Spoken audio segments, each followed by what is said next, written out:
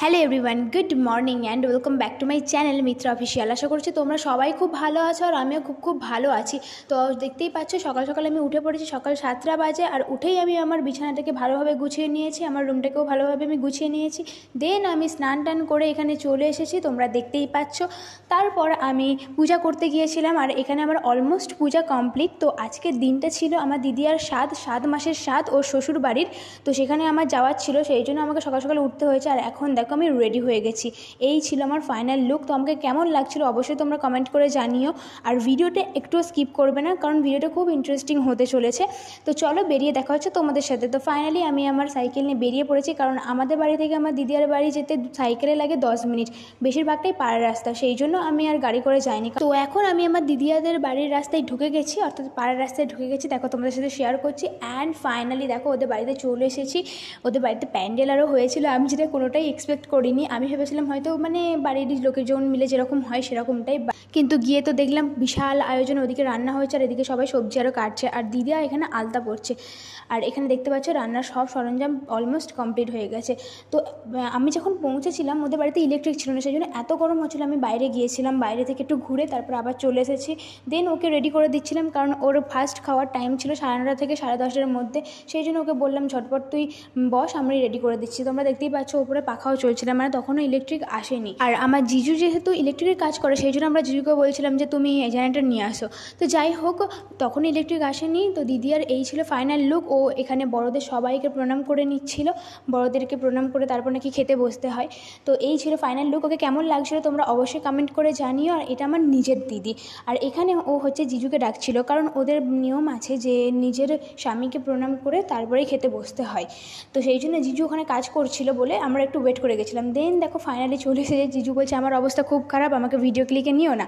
তো যাই হোক আমি একটুখানি ক্লিক নিয়েছিলাম। দেন তারপর ওইখানে বসে পড়েছে খেতে। আর এইদিকে দেখো খাবার আরও সব কিছু সাজানো কমপ্লিট হয়ে গেছে। এবার ওর শাশুড়ি মা এসে ওকে এবার খাইয়ে দিলেই তারপর স্টার্ট হয়ে যাবে। তখনও আমরা সবাই মিলে ওকে হাওয়া করছি, এত পরিমাণে গরম, আমাদেরই গরম হচ্ছে, তার মধ্যে ও আবার প্রেগনেন্ট, তো ওর তো গরম তো হবে।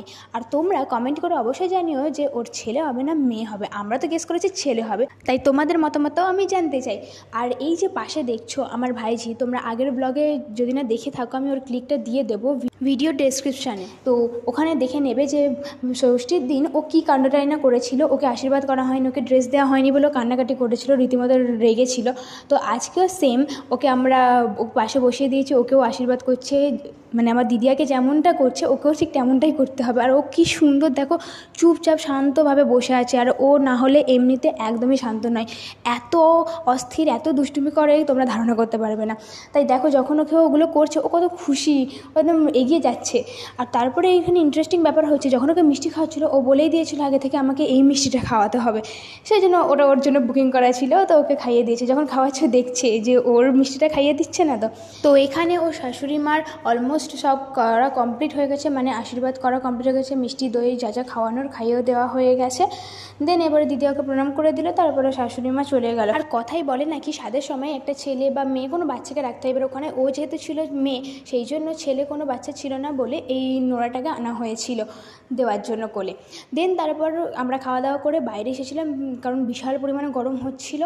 তো একটু ভিডিও ক্লিক নেওয়ার জন্য, তো এখানে ভিডিও ক্লিক আমি নিচ্ছি যেগুলো অলরেডি আমার চ্যানেলে আপলোড হয়ে গেছে, তোমরা গিয়ে দেখে নেবে। আর দিদিকে নিয়ে ফার্স্ট টাইম আমার রিলসে ও এলো, তো ওকে নিয়ে একটা ভিডিও করেছিলাম, সেটাও আমি আপলোড করব। আর এখানে রান্না অলমোস্ট কমপ্লিট হয়ে গেছে, আর ওর টাইম ছিল খাওয়ার 12টা থেকে 3:30-র মধ্যে। তাই এই ছিল ডেকোরেশন। কেমন লাগছিল তোমরা অবশ্যই কমেন্ট করে জানিও। আর এই ছিল পুরো লুক ওর। দেন তারপর আস্তে আস্তে লোকজন আসতে শুরু করেছিল, আর ও প্রচুর পরিমাণে গিফট পেয়েছিল। তো তারপর ওর শাশুড়িমার জন্য আমরা ওয়েট করছিলাম। এখানে ওর শাশুড়িমা খাইয়ে দিচ্ছে, কারণ এই যেহেতু শ্বশুরবাড়ির স্বাদ, শাশুড়িমাকে নাকি খাইয়ে দিতে হয়, অন্য কেউ ওকে খাইয়ে দিলে হবে না। আর এখানেও খেতে বসে গেছে দেখতে পাচ্ছ। আর আমার যে গরম হচ্ছিল আমি চুল খুলেছিলাম, বাট আমি বিরিয়ানি করে নিয়েছিলাম। দেন আর তারপরে আমিও ওর পাশে বসে গেছিলাম আলাদা থালায় খাবার নিয়ে। আর এখানে দেখো লোকজন খেতে বসে গেছে, চেয়ার টেবিলে প্রচুর ভিড় হয়ে যাচ্ছিল। তো আজকের ভিডিওটা এইটুকুই, দেখা হচ্ছে নেক্সট কোনো ভিডিওতে। All over by. আর আমার ভিডিওটা কেমন লাগলো অবশ্যই জানিও।